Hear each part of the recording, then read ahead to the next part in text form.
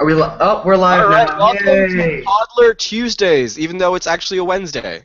Next, tune in next week. It'll be on a Thursday. Exactly. So, Because why not? uh, Toddler Tuesday on Wednesday. Today with you is John at Yep, Johnny that's Mulcahy me. at Johnny_Mulcahy on Twitter. Get ready for Harrison. it.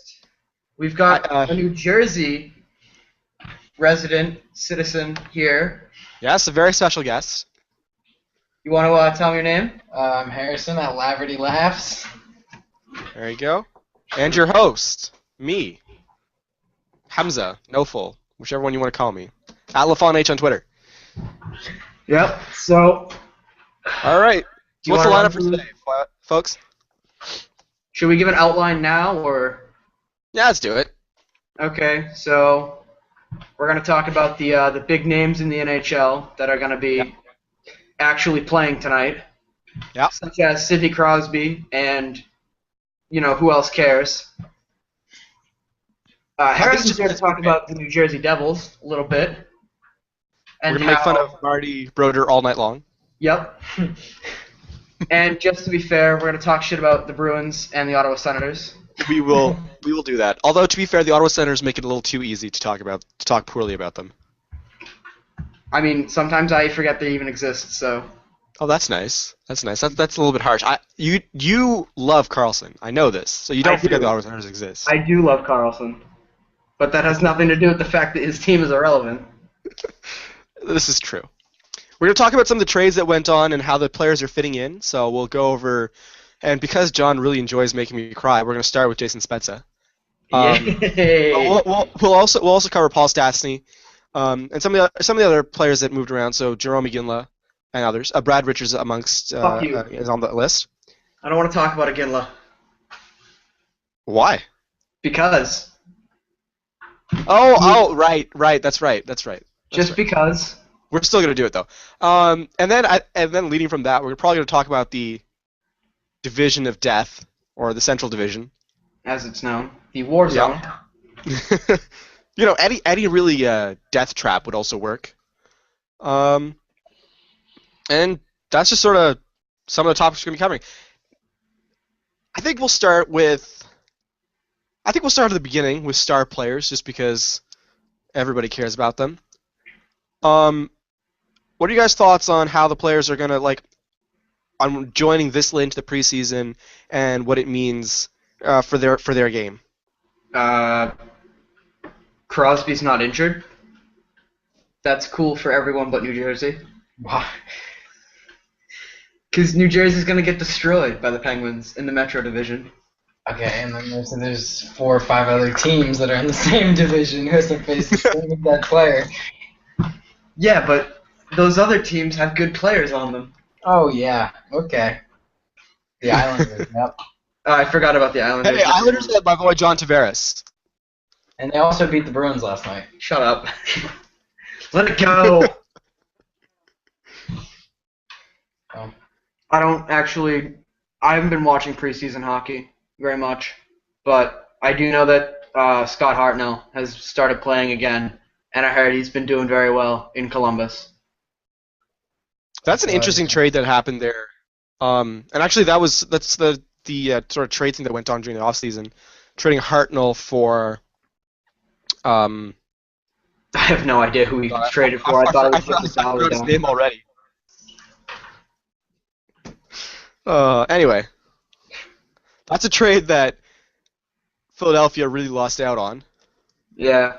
Wait, if we shit on the Blue Jackets and Nando's not here, is he still offended? They traded Hartnell for R.J. Umberger. It was Umberger. Right, that's right. Harrison's Like already I said, better at this than I am. Completely irrelevant. Basically, they traded Scott Hartnell for a bag of pucks. Yes. A single puck. You know what? That's a bit generous. Half a puck. Umberger, he's garbage. Maybe they can find some use for him cleaning the locker room after practices or something. So that moving on from there, because there's not really much to say about Scott Hartnell yet. I mean, from what I've heard, he's looked okay. Cardinal down. RJ Umberger's getting paid $4.6 million a year, so it wasn't a salary dump. No, it wasn't. So how much was Hartnell getting paid? Probably More. About the same. No, Yeah, they about were the same. fairly close in salary. Not very far apart. So Change of scenery, is the Flyers GM really that bad? He must be. It's one of those things that we ask ourselves all the time. Are Philadelphia Flyers GMs bad? And the answer we come up with is yes. their goalies are bad. Yeah. So Scott Hartnell. Ray Emery fucking kill you. Scott Hartnell's cap hit this year, so 2014-2015 is $4.75 million. So it was a slight salary dump. Yeah. But I mean, like, you're trading for a player that's much better for one that's much worse, and a salary change of about $0.15 million. yeah, so barely anything, really. So they literally traded for a puck. Yeah. But I mean, I think we'll move on from Scott Hartnell for now, and Sidney Crosby even, because I mean the game started or just about started, but there's really not much we can say beside the fact that he's finally playing. He's no longer injured, and sort of that. This has been the preseason of injury. That's what's defined this preseason more than any other. I wonder what your thoughts I are. heard someone else broke their leg. I don't remember who. I can check it out, but It was I think it was a Columbus player who fell on the other player's leg. I think it was Kari Lehtinen got a concussion. Oh, Yeah. Oh boy. who's their Yeah. back? It doesn't matter who their backup is. I don't know. I'm just curious. Darcy Kemper. No, that's No, that was someone else. that's the one. Dallas. Sorry, that's Minnesota. Kemper's with Minnesota.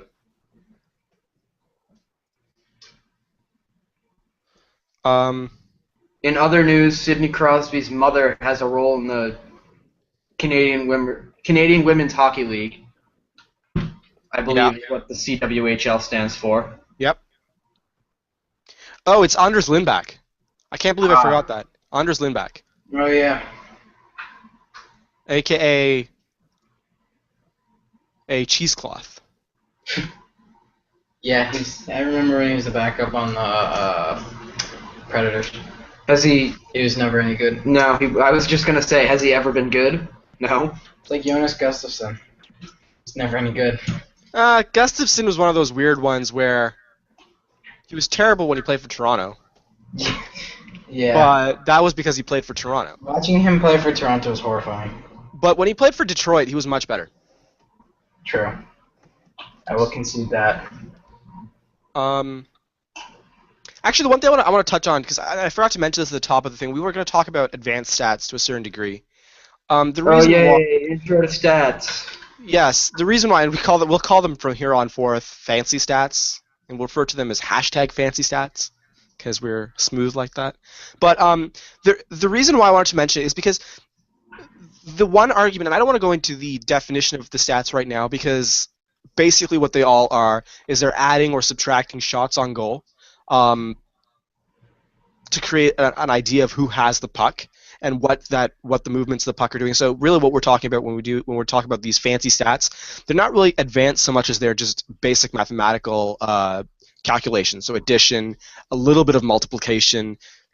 Really, they're fairly straightforward. But I wanted to talk more about how players see them. Players and management see them. And when I say management, I mean coaches and GMs and so forth. And the one thing, and Drew Doughty said this, I think yesterday, that he thought that, and to quote him, he thinks that Corsi is a piece of is a piece of crap. Like he doesn't need to know. He doesn't think it's useful. The argument, though, that players need to know about Corsi and Fenwick and all these names strikes me as a tad ridiculous. Like a player doesn't go out on the ice and start playing and thinking, oh, I got to take an extra shot here so my Corsi 4 goes up, and I need to do this so my numbers change this way. I think it's more numbers for the coaches and management to use so they can have a better idea of what the players are doing on the ice and help them move forward. So I don't know what you guys think about that. Enough with the jokes. We need more jokes. Uh-oh. More jokes. We've been told enough with the jokes. We need to make more. Who says this? Who says this? We need to find this. I need to find this person. I know where he lives. D-Ben's 12. We know where he lives. We'll get you, Dan. Oh, Dan. Good old Dan. It's stupid to talk about stats unless we're talking about contracts, honestly, I think. Because no, Harrison, you played, right? Oh yeah. You've played, I've played. I don't know if you have. I live in Canada. It's almost mandatory for me to have played hockey. No one goes out on the ice and says, "Wow, I want to hold on to the puck and then score." No, you just want to score. You don't go out there and think, I'm gonna increase my Corsi, or I'm gonna go out there and increase my passing percentage and up my points. I mean, everyone wants to up their points, but no one goes out there and thinks, I'm gonna go out there and do this one specific thing. Put it in the back of the net and call it a day. Yeah. Papa Gino, go home. No, and I agree. That's basically what I'm saying. That we don't care if the players care about it or not. That's not the point of it. And I think I'd even go further than that than just a contract thing. I'd say it's so that coaches can see how to use their players. Yep. Hold on, this Somebody tweeted at us. Somebody named Edward Buttersticks.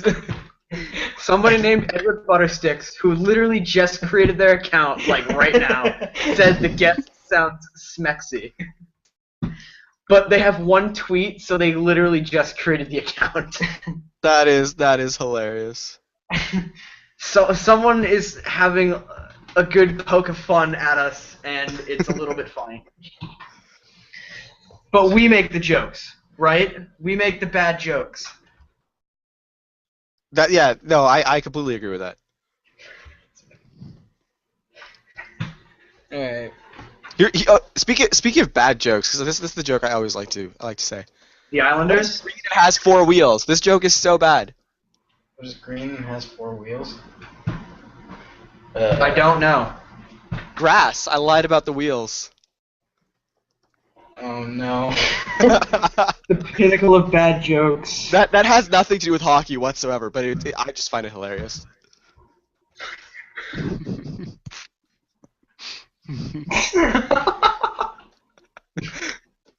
What the? I would apologize, but I'm not sorry at all. Some of these tweets are just so irrelevant. I think you just summed up Twitter in like 3 words. No, I mean, Edward Buttersticks is, I don't know. He's a white knight of Twitter. Oh lordy. Perhaps. Laverty's laughing, currently. Do you blame him? I think we should try and make an effort to get back on track. Yes. Hey, where are we fucking? Harrison's roommate just came in. Hold on. I'll see you there. Really? What are you guys doing? Fuck you. Oh my god. Get out of here, you Go. bastard. Get out. Free Edward Buttersticks. Next topic. Were we talking? Can we not talk about fancy stats? I hate fancy stats. Let's just. I come to this podcast to avoid education. We're not educating anybody. I don't think that's possible for us to do. Yeah, I guess we could talk about the Central Division. 'Cause Sure, let's talk about the Central Division. Nashville's taking it. is this the same as the Winnipeg last week? No, this is. I actually have evidence of this one because James Neal. And Right. He's He's just gonna gonna injure every good player. Yes, I forgot about that. James Neal and his weaponized knee. You can't forget the elbows, though. I mean, those are dangerous things too. His elbows are like missiles. Oh, Ask Neil. Hashtag Ask Neil is still the best thing ever. Oh my god, that was. My favorite one was the, what is it? Has the U.S. military contacted you about reproducing your knee to use in warfare? Somebody asked, they're like, if you built a bar, how cheap would your shots be? Just in case, a little bit of reference for anyone who may not know. At the time, the Pittsburgh, I'm guessing, social media intern, Hey, Ross. started a hashtag on Ask Neil anything, and Neil had just injured somebody with the knee on knee or something like that, and so all the tweets that were referencing that hashtag were basically asking Neil about how dangerous he was on the ice. Needless to say that some of them were very creative. Looking for Rob.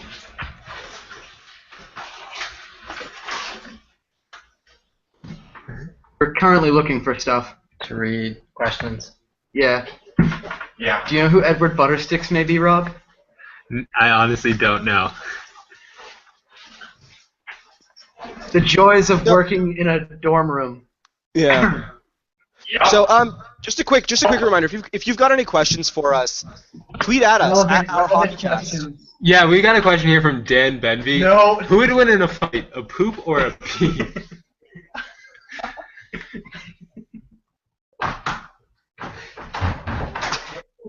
Our fans are waiting for an answer. Fuck bitches. Hey guys. So we should mention at this point it's Harrison's birthday. So My we, dick's small. we wanted. Hashtag B guy 13 inches soft. This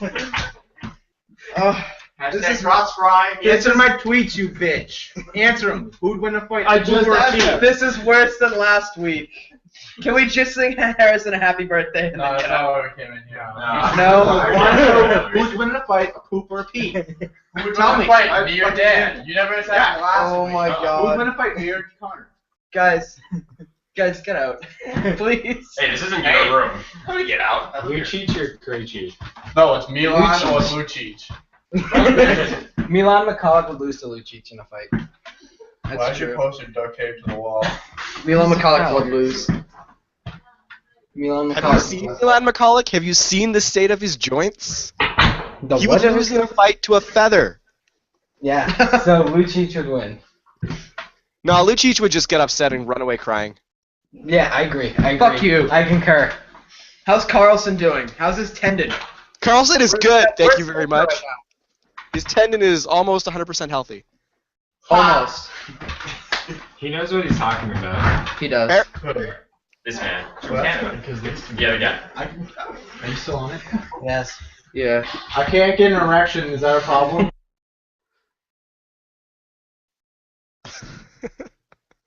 Oh, that's funny.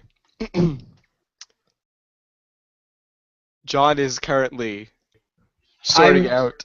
I'm trying. The other day. What should I do? There's a girl in my room. I can't get an erection. I'll go. Yeah, I can. Alright. Thank you. Okay, guys, you guys go help Dan with that. Come with what? It's not that big. Thank you for the monkey. Oh, yeah. Are we funny yet? No. Clearly. So, guys, I got a question for you guys. Yeah, lay it on. What are you guys all doing in here? I don't know. What Just are making we mac doing and here? cheese. I heard a stampede. Okay. God damn We it. miss Harrison. Harrison, how are you? I'm good. The plan was for them to come in and sing happy birthday, but that did not happen. That did not go as That wasn't- planned. That clearly did not happen. No, You there all was you said was there come in at never a- 7:45. I said come in and sing happy birthday. And you didn't say leave, so. I did not say leave, that's true. So I leave. Bye, Matt. Mac and cheese or something. Bye, Matt. Yeah. See you in a bit. Yeah. We'll be back. Bye, guys. I wouldn't doubt you guys would be Why do you back. work so late?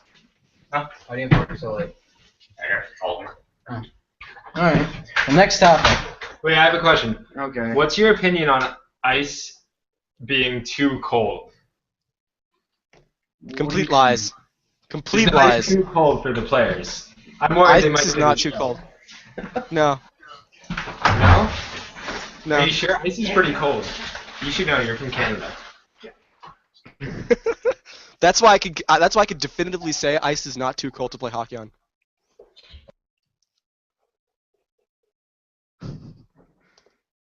This has been the random segment Ask an Expert And without obviously, experts. didn't we have you're some- the expert, sir. Apparently you're the expert, so On ice? I guess you do live in Canada. Yeah. Yeah, no, I just said ice is great to play hockey on. It's perfect. I'd question that. Go ahead. Have you considered dry ice? Dry ice is a terrible medium. It cuts too easily. Okay. You know that from experience. Yeah, actually. For sure. That was a terrible, terrible night. May I also have a minute? Yeah. Thank you. And this is being sponsored Matt by Andy Barkowski Smith. or Torrey Krug?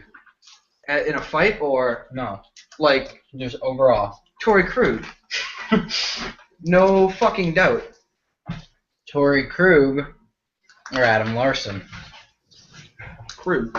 Mm. Weird. You play? How old's Larson? I don't even know. He's pretty young.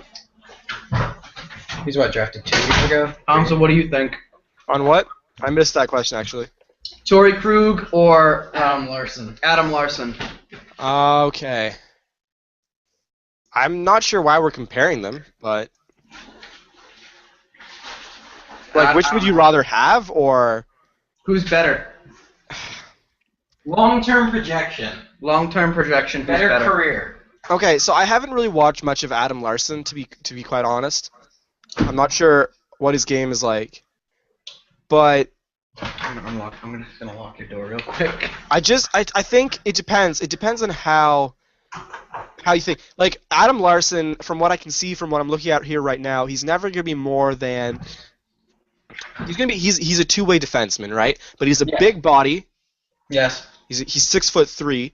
He's 201 pounds, and he's 21. If he gets better, he's gonna be either first or second pairing defenseman.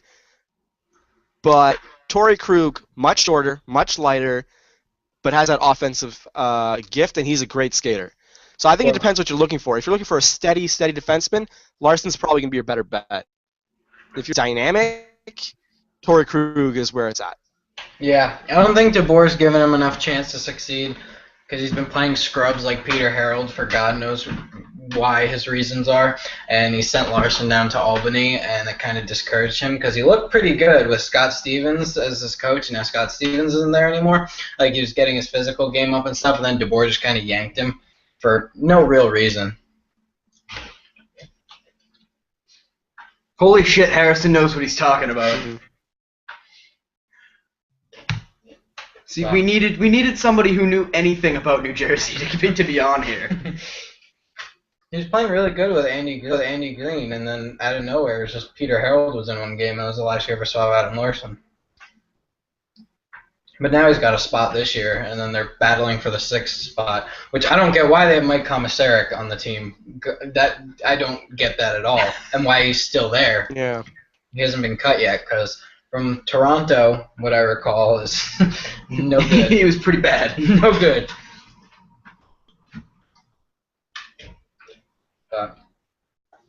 It's just me. Anything? I got nothing on that one. I've heard Adam Larson's name like once or twice in this last Actually, I just saw.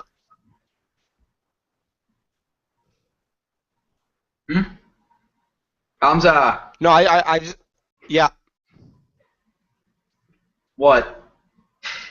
No, I just said there was an article on NHL.com about questions facing the Eastern Conference teams. Mm-hmm. I kind of want to run the questions by you and see what your guys' answers are. Sure. Okay. All right, so starting from the top, Boston Bruins. Who will replace Jerome McGinley's 30 goals? Oof.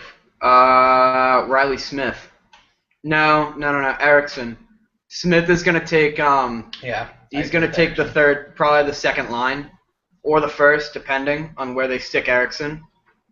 And I think one of them, they're both gonna contribute to that 30 goals. I think I could agree with All right. Buffalo Sabres. Where do they go from here? that. On a plane into the Andes Mountains, eat each other. I mean, they're beating the Capitals right now, 2-0. The Capitals 3-0. had to call a timeout 8 minutes No, into the third. it's 3-0 Buffalo right now. End of the first. Maybe the Capitals should take a plane up to the Andes. Honestly, I don't. Who's their goalie? Who? The Capitals? No, the Sabres. Uh, Don't. I don't know. Neuwirth. Neuwirth? Oh, I mean, Well, no, actually, it's also Enroth. Jonas Enroth is also the goaltender for Buffalo. Enroth is a good backup, but As a To be starter, fair, I don't think he's got enough experience. neither of them as starters, I think, are gonna be of worth to the Sabres in the long run. I mean, I think they're both very good backups and marginal starters. Keep in mind, Enroth has played behind Miller for a very long time, showed that he could play the game, but when Ryan Miller is the goaltender that you've had for so long, you don't put someone else in the starting spot in front of him. Mm-hmm. I'd agree on that one. All right, so I'm gonna move. So basically, we said the Buffalo Sabres. Where they go from here? Down. Yeah, Can they get lower though? it's gonna be No.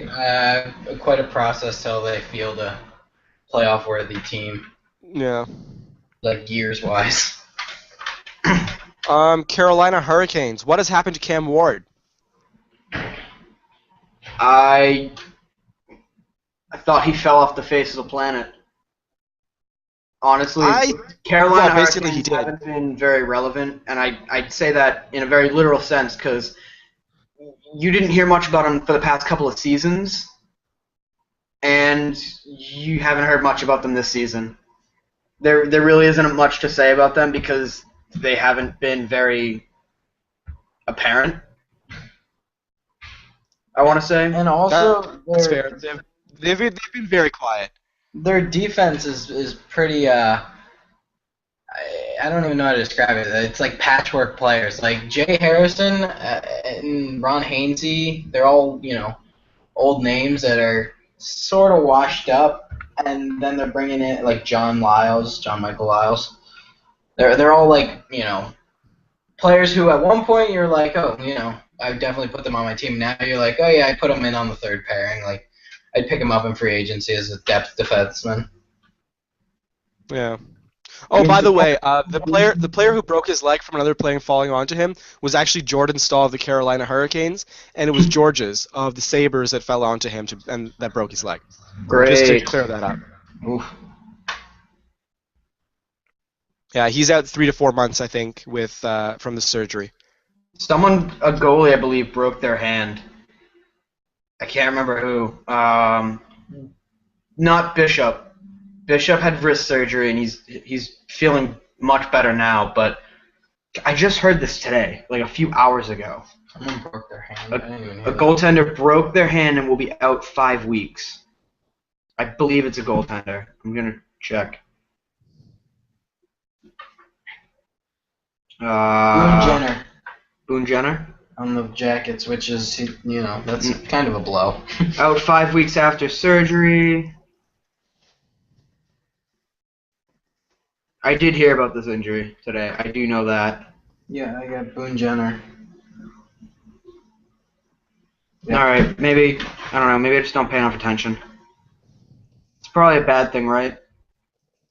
Yeah. Might be.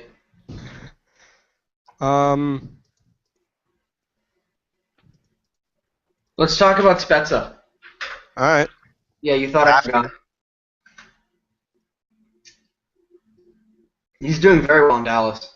He actually, I have to say, he's playing with Alex Hemsky and Jamie Benn and Tyler Seguin. Of course, he's going to do well. That power play looks ridiculously strong.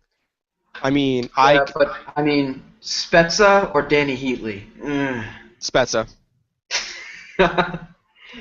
Fuck Danny Heatley. Seriously, dude? What is with your heart on about Danny Heatley? Let's talk about this. We need like a therapy session. What is your heart on with Danny Heatley? What has triggered this? Everything has triggered this. No, Spencer is the better forward. He's also younger. I'll admit that. He's much younger, and he is much faster and more skilled. Kind of wish the Devils picked up Hemsky. I don't think Hemsey was going to sign with him anyway. Yeah, I mean, he's injury prone, but like, the skills are, there. And Havlat is probably like a Hemsky light. Okay, so the funny thing is, both Havlat and Hemsky have played for the Ottawa Senators at some point in time. Right. Hemsky's a better player. Actually, Havlat's a better player than Hemsky is. Havlat just gets injured a lot more than Hemsky does. Yeah. Yeah. And that's saying a lot because Hemsky gets injured a lot. Yeah. And that's the biggest knock on Havlat. It's that he just literally cannot stay uninjured. He can't stay healthy. Yeah. But he's a great hockey player. Like I remember when he was playing for Ottawa, some of the moves he would make, and it was like, wow, how does he do that? But doesn't matter if he can do it if he's not on the ice to, make those plays. I mean, I think Havlat coming to New Jersey, if he were to stay healthy, which is obviously, big question mark, the Devils have turned it into sort of a Czech team with Jágr, Elias, Zidlicki, Havlat, and they've all played together and shown chemistry together, so I think it would be interesting to watch them all. Yeah. I think, well, the Devils added Camilleri and Jágr and Havlat. So they've added some players there, all older players. Yeah. But do you think they'll be able to get out of that hole that they were in last year where they were losing games like 1-0? Honestly, obviously, Kovalchuk 2 years ago or whatever that was, 3 years ago, that really hurt because he was the Devils, the guy to go to, clutch situations, close games, he would tie it. And now he left a huge gap, which they kind of filled with, Jágr and stuff, but they don't have that ability, these older guys, to take a game like in the snap of a finger, and that's kind of what's hurting them. I mean, Havlat will be nice for the shootout, which the Devils were horrendous in last year. They were actually comically bad last year. Yes, like that was. Yes, it was just like to the point where every game they would be on and it'd go to a shootout, I'd turn it off because I knew they were losing. I'm gonna check the door real quick. Oh god, this could turn ugly. Well, Yeah. the door thing wasn't covered. But I'm looking at the Devils roster, and they don't really have what I would call excellent defense. I mean, I would not either by any stretch of the imagination. Mark Fane was a big part, and he's obviously gone. Andy Green is obviously this. No, thank you, Dan. Andy Green is obviously the staple defenseman for the Devils, which a lot of people hear his name, they're like, who? But I mean, he puts up 30. Yeah, no, 35 actually, just on Andy Green last just on that last night I was doing some research into some of the like I mentioned the fancy stats things, and Andy Green is consistently one of the top, like whatever pairings he's put on, he's consistently dragging his teammate to the top of the lists. Yeah. In terms of possession and zone exiting. Like he's really, really good, and he's really quiet about it too. So Exactly. yeah, no, I agree. I would say Andy Green is probably the best defenseman on that roster right now, Oh yeah, no doubt. but he's kind of by himself. I mean, Yeah. Adam Larson, but Adam Larson, when he played with Green, it was an honor to watch them on the ice. They were fabulous. And then Adam Larson went away, and Mark Fane played with Andy Green, and Mark Fane had his best season and a half or whatever he played with him for. And any defenseman Andy Green's paired with, he makes it work. yeah, Which is, a good quality to have on a team like the Devils, where you got a little mixture of young and very old. There's no middle age. yeah, no, for sure. Now, the other thing I want to do, and I kind of want to cover I think I want to move on to Brad Richards in Chicago. Brad Richards. Brad Richards in Chicago. Yeah. Okay. Just because Chicago's currently over the cap. Hosa's killed him. Hosa killed him. That contract just... Just Hosa? I mean, obviously not, but... It's Hosa, Kaner, Taves, fucking... The Stieg. Yeah. Like, they're all taking up way too much space, way more than they need to, and maybe they do deserve that amount of money, but not on a team that's, like, already paying their players. What was the Brad a Richards lot. deal? Richards is $1 million, I think, or is it $1 million or $2 million? I mean, $2 million. He's $2 million. Where is he slotted in? Right now, he's slotted on the line with Kane, and I think Saad. Saad? Yeah. I think that's who the lineup is going to be. At least that's what I'm pretty sure that's what I've heard. Here's the thing. I'm looking at the roster for Chicago, and the highest paid people that really shouldn't be paid, like that I'm a little bit, irritated, like, or looking at it, I'm thinking, Corey Crawford jumps out at you right away. Oh, yeah. Right? He's being paid $6 million. Well, he's overpaid. Yes. He's overrated and overpaid. He's not that great of a goalie. He's not. I said this last season. I was the biggest opponent of Crawford because he's overpaid. He's not that good. And everyone claimed that he was a better goalie than, say, Tuukka Rask. And, I mean, yeah, Okay. Tuukka Rask is playing in a defensive system. But Crawford's not that good of a goalie, and he just looks a lot better when he's behind a team that can score 8 goals if they really, really tried. And Corey Schneider is getting paid $6 million a year, and he is a far and away better goalie than Corey Crawford will probably even think of being. And that might be me tooting like the devil's horn, but I just think anybody who's normal mental status would pick Corey Schneider over Corey Crawford. But yeah, look, just going back to the roster for Chicago for a minute. Like, you're looking between Seabrook, Keith, Hjalmarsson, Oduya, Crawford, Hossa, Bickle, Sharp, Taves, and Kane. That's almost $35 million, $40 million. Just between those guys. 20, 25, 30. Yeah, that's just about $40 million. So, between those guys alone, Kane, Taves, Sharp, and Hossa, you can't really say anything about them because, I mean, they deserve that much money. That's the kind of players they are. Seabrook, you can argue. Keith, you can argue. Hjalmarsson, you can argue. Bickle, $4 million seems a bit steep to me. The number that really jumps out here is Crawford. I want to say he's by far the most overpaid on that team. By a couple million. I think 4 would be enough. 4, I'd do $3.75 million. Yeah, probably. Anywhere between 3 and 4 would be fair for Crawford. I mean, he's playing on a team. Anything else, He won a I'd cup, walk. but you can't claim that Crawford's part of the reason that they won the cup in 2012. I would take my chances on Anton Khudobin for less money if Corey Crawford won at $6 million. Seriously. Anton Khudobin. Anton Khudobin. Well, no, I don't think Khudobin is exactly a player you want. I mean, why not? He did all right for us, but I mean, now he's backing up Carolina. So. Yeah. Well, no, Khudobin was pretty good, but wasn't there Happy Bulin? Who? Wasn't it Happy Bulin who was with them, not Khudobin?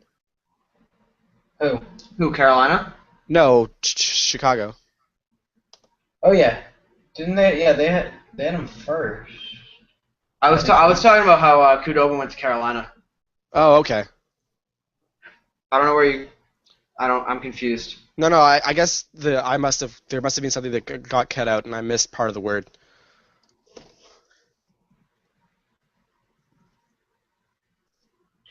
But yeah, Corey Crawford's overpaid. Yeah, that's the general consensus. You know what I'm really mad about is the Devils buying out Volchenkov and him only getting signed for $1 million. Because he brought the physical aspect to the Devils, which they sorely lack. Not for $4.25 million. He did not deserve that at all.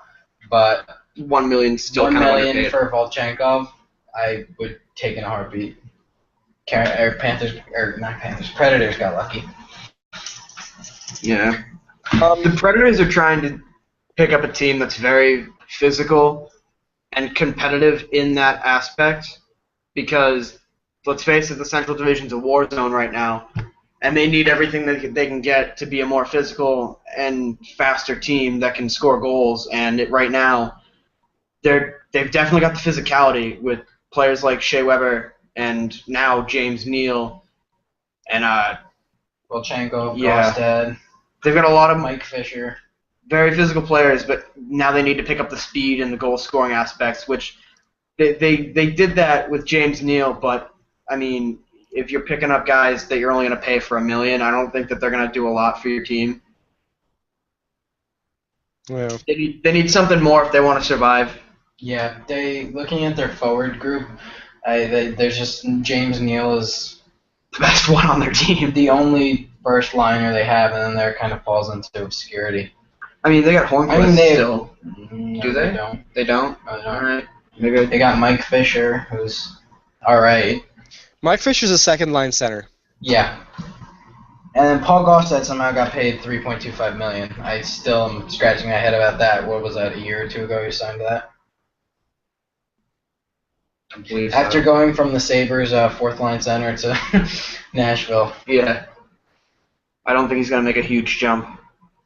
Yeah, looking at this Predators team right now, it's just there's nothing there that I would call I mean- like threatening. When in doubt, as long as you can beat the Jets, you're fine. Yeah. The peg. So I believe that's all we have to say about the Central Division. It's just way too. It's going to destroy itself. Whatever team comes out of there will be ready to win the cup if they can get out. It's gonna be some good hockey to watch during the regular season. Yeah. This Yeah. division. Yeah, that's it's going to be a division that either the winner comes out of or nobody comes out of. Yeah. Yep, I agree. The only reason why I would say that someone else might win the cup this year, other than one of those teams, is because they'll kill each other, leaving like one of Injuries. the. So many injuries. I think endurance. Whoever can last physically will be the team that makes the run. Which opens it up for the Kings, actually. Oh boy, Anze fucking Kopitar, gonna win another cup. I don't like Anze Kopitar. I mean he's a good player, but Yeah, I don't want the Kings will either. there's Rightfully so. yeah. I was surprised the Devils even made it that far. I was talking so much shit. Happiest moment of my life. Everyone in my family had the Devils pegged to win the cup, and I was like, why? I still have the stains on the carpet in my room when I threw my drink when Henrik scored. That was the best moment of my life. No, but Anze Kopitar, his name gets thrown around so much in the NHL lately. He's like Sidney Crosby or Alex Ovechkin of the West.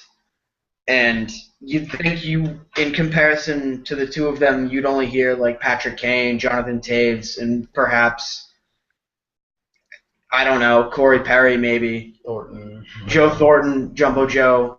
Getzlaff. Yep. Yeah, I was just going to say Getsy. There's a lot of big names out there. There's a lot of big names, but they're all sort of clumped together in divisions that are going to kill each other. And here in the East, we only have like two big names. Right. And then everyone kind of looks over. I want to say everyone looks over Bergeron, but if I say it, I'll take so much shit for it. Everyone looks over Zajac. No, I'm kidding. Zajac is kind of overpaid. Does anyone else Krejci's underrated? Because that's all I hear about. Krejci's not underrated. After a certain point, if you keep saying he's underrated, keep saying he's underrated, keep saying he's exactly. underrated, he's no longer underrated. Exactly. I hear it all the time. Krejci's so underrated, but it's like I hear it every day, and it's like, okay, Yeah. obviously people know about him, so. He must not be underrated unless like we're only looking at like how the experts are talking, and it's like, oh, they didn't talk about Krejci. Well, yeah, because Krejci's a great player, but you have Patrick Kane, Jonathan Toews, Ryan Getzlaff, Corey Perry, Patrice Bergeron, Ovechkin. you've got so many great names in the league that no one team or nothing more than one team can have like two big name players like Pittsburgh has. Or you could have 0. Geno Malkin, or you could be the Devils and have nobody. 0.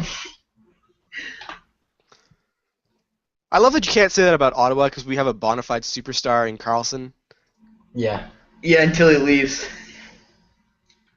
Do I get to come? You know what? I will drive there. No, I will pay gas money. That is expensive. Alfie's gone. Alfie left 2 seasons ago. Spezza left this season. Carlson Who is your number 1 center? Right now, Kyle Turris. Kyle Turris. Kyle Turris. The funnest name to say in the NHL. No, I think Erik Karlsson's a lot more fun to say. If you say so. Erik Karlsson's Alright. better at everything. Erik Karlsson's better than your favorite player. What if my favorite player is Erik Karlsson? Erik Karlsson's even better than himself.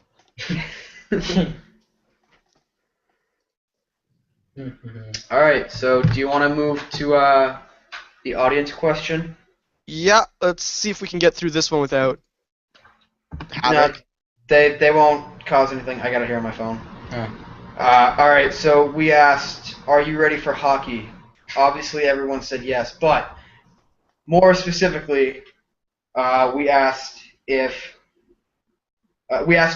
the audience thought was going to have a breakout season. And responses we got were Paul Stastny, Mm-hmm. Toffoli, Okay. Bodker, I believe is how you say his name. Boddicker from Minnesota? Yeah, Okay. I believe he's on the Arizona Coyotes now. Eric Jelena? Whoa. Oh, they trade. Whoa, who said that? Oh, okay, yeah, okay, I know who you're talking about. And God, what were the names that Dan said? I can't pronounce them. Matty Judd and Jonathan Huberdeau and Mika Zibanejad. yeah, with those accents. Good seasons can be expected from them, but more specifically, who do we think is going to have a breakout season? Starting with our New Jersey resident. Well, are we doing our own teams or? I'd say the rules for this one should be breakout season on your own team, and then a breakout season from someone not on your team. Alright, well, I'll start, I guess, with New Jersey, and then we'll work around our own teams, then come back. 'Cause Yep. I gotta do thinking. But on the Devils, I think it's Eric Jelena. I mean, last year he scored in 60 games. He had 7 goals and 22 assists. He's a defender, and I mean that was pretty impressive for a rookie. And this year, I think he's probably going to be paired with Andy Green, and Andy Green is just conducive to every single person he plays with success. So I think he's someone to look out for on the Devils. On to you, John. All right. On the Bruins, I'd like to say Riley Smith is going to have a breakout season because he was finally fucking signed.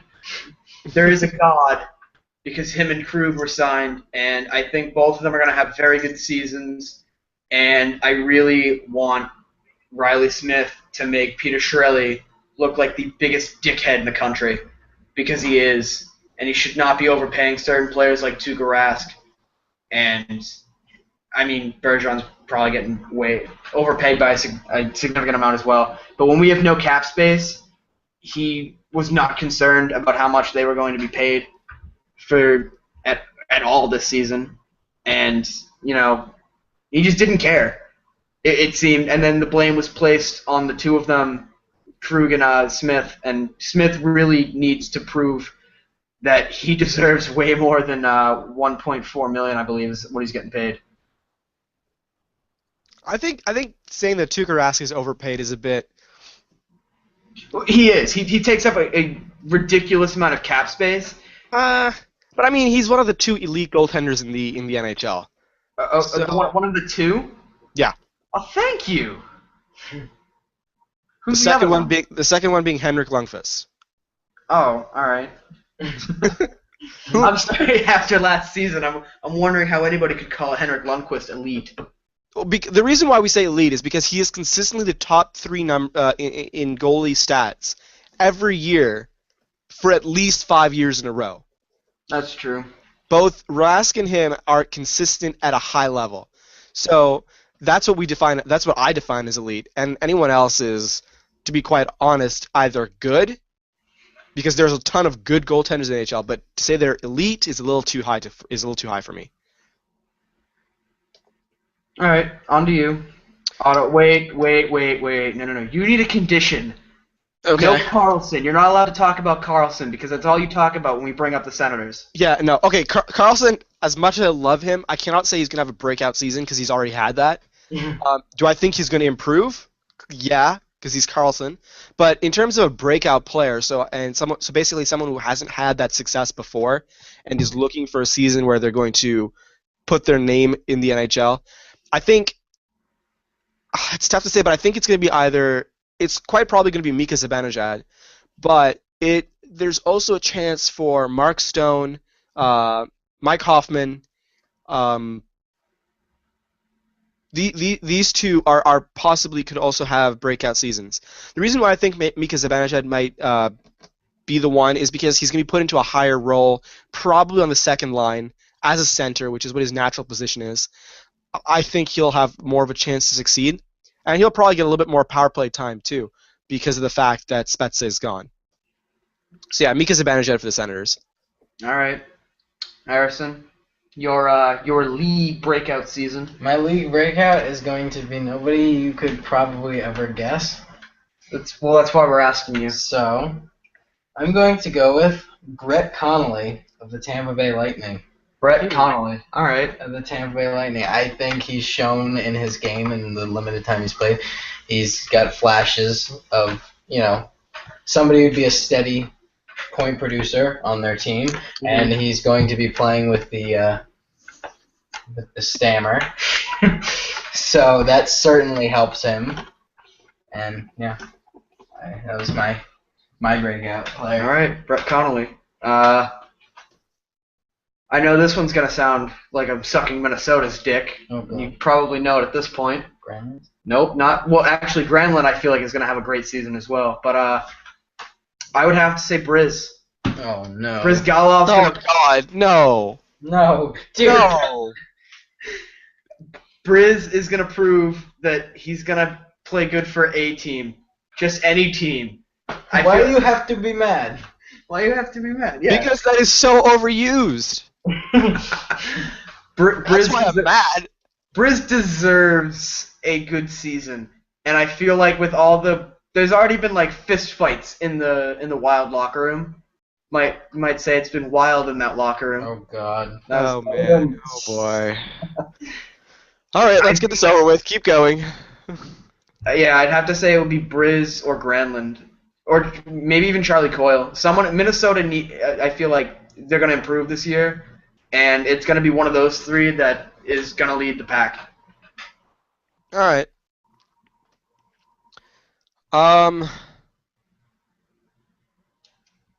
This is a tough one for me. There's a couple players that I could say could possibly have breakout seasons. Brandon Saad of the Chicago Blackhawks. Yeah, I could agree with that. Whoever plays in the line with Spezza and Hemsky. Because let's be real, they're gonna be taking second line competition, but they are really, properly speaking, a first line. True. Right. So Tyler Seguin and Jamie Benn and whoever's with them is gonna pull the first line competition, and then Jason Spezza, Alex Hemsky, and whoever's with them will have basically nobody to work against. So whoever's that third person is gonna break out. I think Nugent Hopkins in Edmonton. Wait, you mean good things can come out of Edmonton? Yeah. Either him or Hall. I think, or even Yakupov. Any one of those three could be like, this is the season. The breakout season, you're right. He's arguably the best player. He's getting better. Yeah. But there's like still more. Like there's constantly people I could say all over the league that could have breakout seasons, right? And that's just like I'm just talking about forwards right now. there's a couple of young defensemen that I think could have decent seasons. Who was playing right besides Suter last year in Minnesota? Um, No idea. oh gosh, I forget his name. Spurgeon, I think. Oh, yeah, Jared Spurgeon. Jared Spurgeon. But there's also Nate McKinnon. There's a huge amount of players who I could. Andre Palat might maybe even. Like I said, you could go on and on and on about people who could possibly have. I have a question Yeah. for anybody who wants to answer. Whose stock do you think will fall this year? Who's stock? Like, yeah, who do you think's gonna, take a dip in their stats or Someone who's going to pull a Clarkson, basically. Yes. Ah. Yep, exactly. Should the rule for this one be no Clarkson? Yeah, no Well, Clarkson. obviously. Clarkson can't get worse than Clarkson was last year. That's true. The water bottle policeman. Let's not jinx it because it's quite possible he could be. True. He goes a complete negative goal differential by scoring goals on his own team. Yeah. So who do you think? Oh, I got one, but I don't want to say it. Just say it. Dion Phaneuf. I don't know. I think Dion Phaneuf could get worse. I feel like some other defensemen are going to step it up in Toronto, and but who else do they have? They have Jake Gardner, Yeah, it was just Gardner. That's it. Morgan Riley. He's going to step up. Gardner and then obscurity. Well, no, they've got. I think the three they've got Morgan Riley, Jake Gardner, and Dion Phaneuf. Other than that, I feel like Phaneuf's going to be the one to take a dive. see the thing about Literally and Phaneuf, figuratively. I'm not really a Toronto fan. And in fact, you could say I hate Toronto. In Well, fact, everyone I hate does. Toronto. But I defend Dion Phaneuf simply because he consistently faces the highest quality of opposition and is placed in very difficult roles with literally nobody beside him but a pylon. So, I mean, yeah, you can criticize him for the stuff he does wrong because he does stuff wrong, but I don't think he's as bad as everyone makes him out to be. James Neal's mine. There's nobody who can feed him on the Panthers like Crosby or Malkin could. That's true. I think he is going to see some pretty nasty drops in his stats. The Predators really don't have anybody on, like, they're a defensive team first. Yes. So yeah, I'd agree with that. Boland Alright, might you're up. also. Dave Boland on the Panthers. Dave Bull, yeah. That's Maybe. something. Yeah. Can Sean Thornton get any worse on the Panthers? Sean Thornton just needs to retire. He was a goon to begin with, and my mother's watching this one probably, and she loves Sean Thornton, but he's a goon. He scored, 13 goals last season? Yeah. And he's bad. I'm going to be honest. He's bad. He's good for, like, moral support on the bench. I'd say moral support, but I mean spiritual because his morals are not right either. But, yeah, the fact I feel like he's being overpaid by the Panthers just so that they can reach the cap minimum. And Yeah.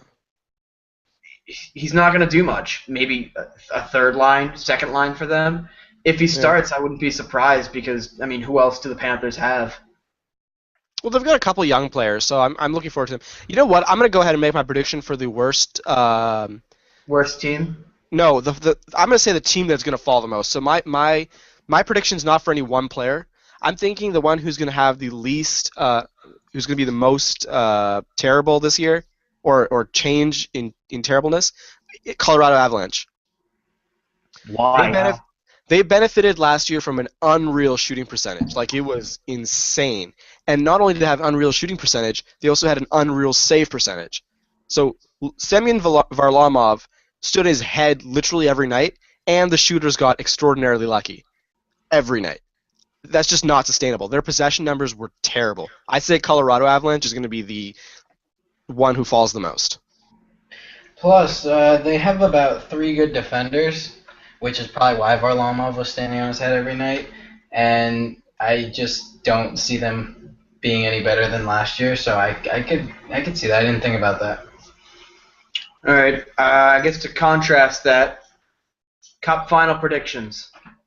EA announced today that in a sim, they got the Kings repeating their championship season and taking the cup in 6 against the Bruins.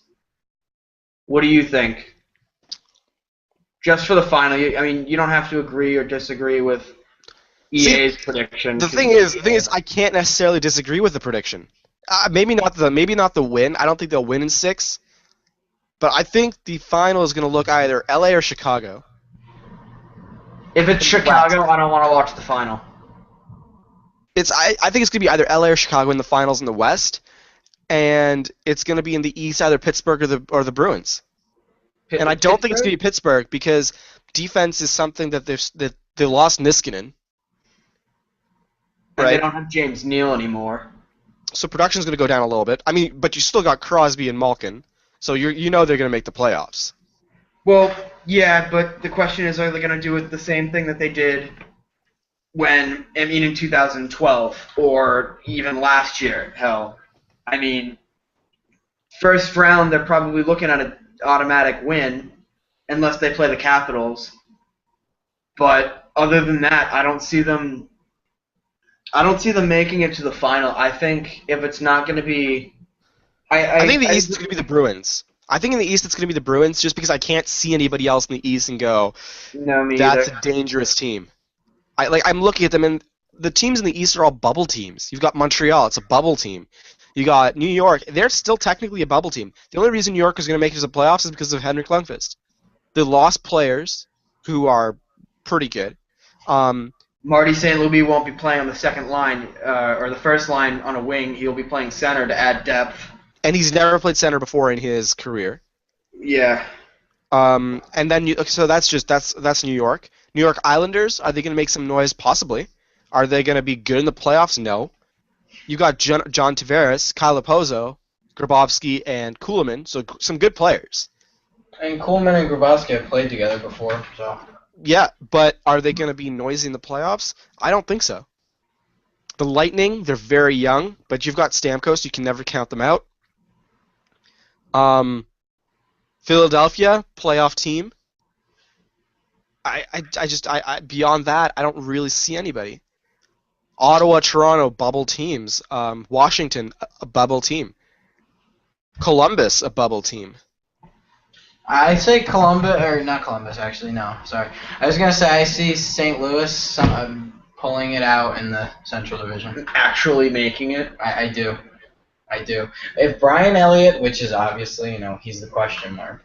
If Brian Elliott can play a consistent game, they have a good defense, and they have an offense that will win them a game because the defense will, hold them in. Yeah. Keep them in it. I had the displeasure of watching Brian Elliott for 2 years. Yeah, that's the question. He is not a good goaltender.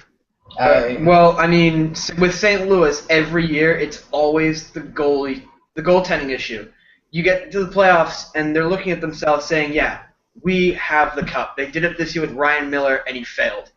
They did it the year before with Halak, and they failed. They thought they had the perfect team, and it looked like they did until they made the playoffs, and they faced the defending cup champions both times the past 2 years, and they couldn't do it. And I think that's what's going to keep them out is the goaltending again, because it always has and it always will. I'm looking at for my West playoffs. I'm looking at St. Louis, Anaheim, San Jose making it, but probably not getting past the first round. Choke. I don't know what they're doing over there. Los Angeles, Chicago. Dallas is going to make it. Yeah, I think Dallas will. So that takes us.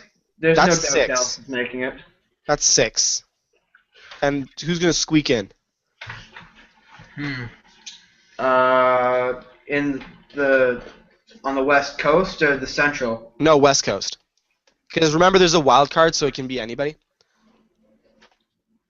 Right. I want to say Vancouver or Phoenix. Well, the new Arizona Coyotes. I'm calling Phoenix. You're gonna have to deal with it. I don't think Arizona has that firepower to make it to the playoffs. I don't think they can do it. They should move to Seattle. After sinking so much money into them, I don't think Bettman wants to move them to Seattle. True. Let's instead put another Toronto team in. No. Boo. I do want a Vegas team. That would be cool. So you can gamble money, go to hockey, watch strippers. Hey, the Devils do have cheerleaders. Speaking of Alright. cheerleaders, did you hear the huge outcry about the Philadelphia Flyers and the Ice Girl thing? No, what was that? So basically, the Philadelphia Flyers said that they would remove Ice Girls from the from the rink, right? And that was met to a huge outcry. And then when the Philadelphia Flyers announced they were bringing the Ice Girls back, there was a great amount of cheering involved. That's just kind of stupid. I mean, you're in the Oregon, you're at least watching the games, not for, the girls on the side. You're going to the games to watch. Oh no, these aren't the cheerleaders. These aren't the cheerleaders. These are the ones that clean the ice. Yeah, that's what I'm saying. You're not going to Oh, watch okay. the girls that clean the ice. You're going to watch the game. I mean, Yeah. you see them, but it's like I've never cared going to a Bruins game and seeing the Bruins ice girls. I haven't given one shit one way or the other. So I mean, I don't know about the Devils. And you? They do. They have like this little stage in one of the corners, and they just dance like during like commercial break. It's pretty cool.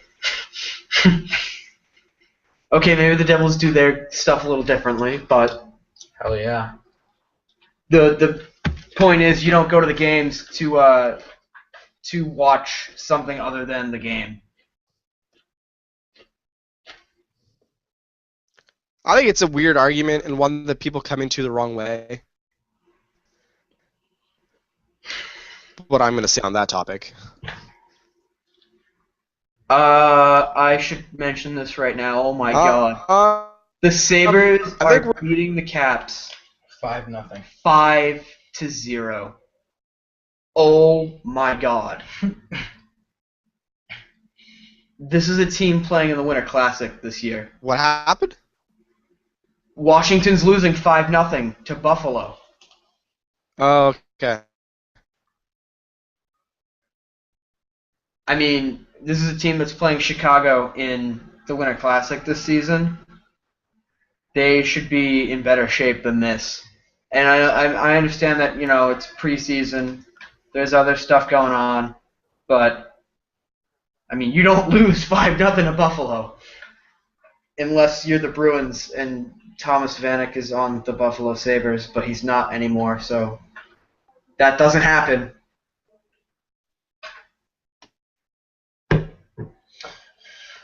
Ooh. I'd say we've had enough time. Yeah.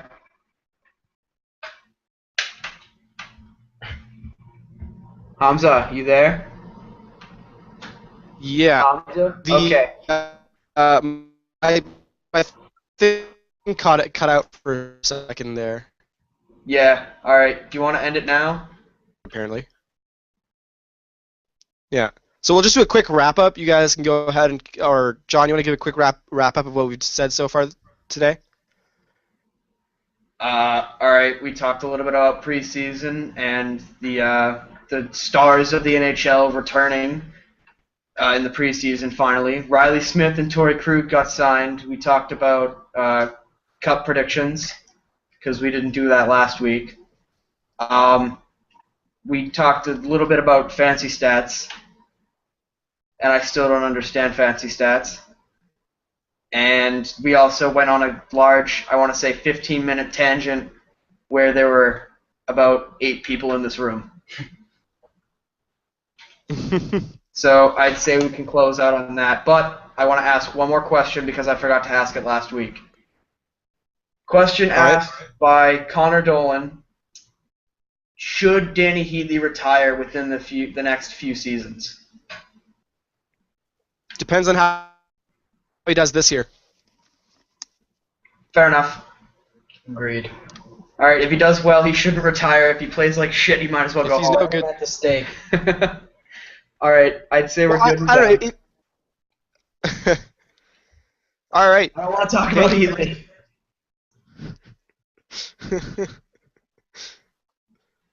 Oh, that's great. All right, I'd say we're good. Yeah. All right. So joining us Next today. week on Thursdays. What's that? Next week on Thursdays, and perhaps the week after that will be on a Friday. Hopefully, we'll stick with Thursdays from now on. Maybe. All right. All right. Well, I guess that's Thank you for good. joining us, Harrison. No problem. Happy birthday, Harrison. So, absolutely.